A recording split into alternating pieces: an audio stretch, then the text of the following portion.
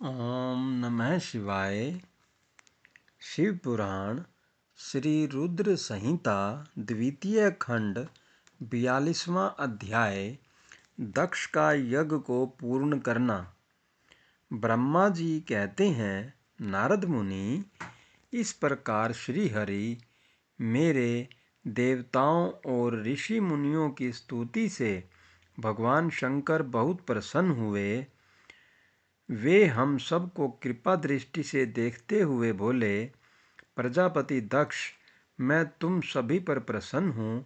मेरा अस्तित्व सबसे अलग है। मैं स्वतंत्र ईश्वर हूँ। फिर भी मैं सदैव अपने भक्तों के अधीन ही रहता हूँ। 4 प्रकार के पुण्यात्मा मनुष्य ही मेरा भजन करते हैं। उनमें पहला आर्त, दूसरा जिज्ञासु, तीसरा अर्थार्थी और चौथा ज्ञानी है। परंतु ज्ञानी को ही मेरा खास सानिध्य प्राप्त होता है। उसे मेरा ही स्वरूप माना जाता है। वेदों को जानने वाले परम ज्ञानी ही मेरे स्वरूप को जानकर मुझे समझ सकते हैं। जो मनुष्य कर्मों के अधीन रहते हैं, वे मेरे स्वरूप को नहीं पा सकते। इसीलिए तुम ज्ञान को जानकर शुद्ध हृदय एवं बुद्धि से मेरा स्मरण कर उत्तम कर्म करो। हे दक्ष, मैं ही ब्रह्मा और विष्णु का रक्षक हूँ। मैं ही आत्मा हूँ। मैंने ही इस संसार की सृष्टि की है। मैं ही संसार का पालन करता हूँ। मैं ही दुष्टों का नाश करने के लिए संहारक बन उनका विनाश करता हूँ। बुद्धिहीन मनुष्य जो कि सदैव सांसारिक बंधनों और मोह माया में फंसे रहते हैं, कभी भी मेरा साक्षात्कार नहीं कर सकते। मेरे भक्त सदैव मेरे ही स्वरूप का चिंतन और ध्यान करते हैं। हम तीनों अर्थात ब्रह्मा, विष्णु और रुद्रदेव एक ही हैं। जो मनुष्य हमें अलग न मानकर हमारा एक ही स्वरूप मानता है, उसे सुख, शांति और समृद्धि की प्राप्ति होती है। परंतु जो अज्ञानी मनुष्य हम तीनों को अलग अलग मानकर हम में भेदभाव करते हैं, वे नरक के भागी होते हैं। हे प्रजापति दक्ष, यदि कोई श्री हरि का परम भक्त मेरी निंदा या आलोचना करेगा या मेरा भक्त होकर ब्रह्मा और विष्णु का अपमान करेगा, उसे निश्चय ही मेरे कोप का भागी होना पड़ेगा। तुम्हें दिए गए सभी शाप उसको लग जाएंगे।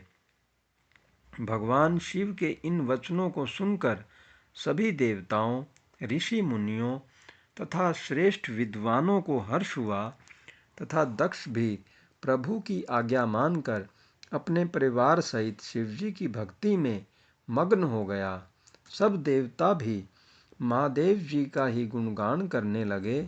वे शिव भक्ति में लीन हो गए और उनके भजनों को गाने लगे।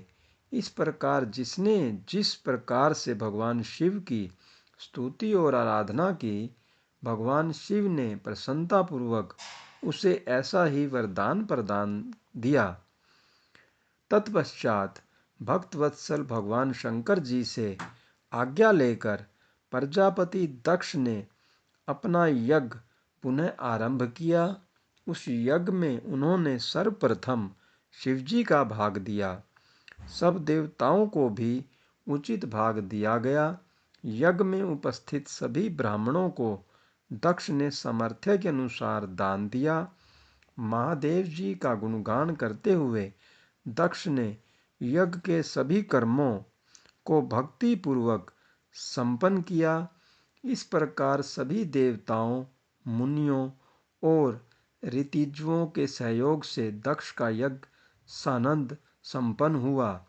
तत्पश्चात सभी देवताओं और ऋषि मुनियों ने महादेव जी के यश का गान किया और अपने अपने निवास की ओर चले गए। वहाँ उपस्थित अन्य लोगों ने भी शिवजी से आज्ञा मांगकर वहाँ से प्रस्थान किया।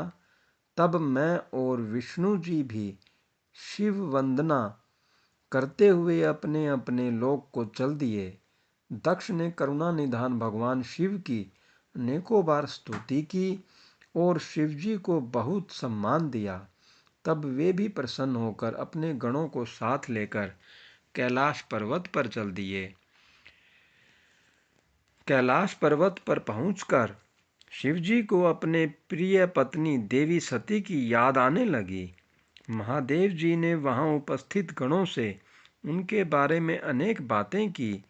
वे उनको याद करके व्याकुल हो गए। हे नारद, मैंने तुम्हें सती के परम अद्भुत और दिव्य चरित्र का वर्णन सुनाया। यह कथा भोग और मोक्ष प्रदान करने वाली है।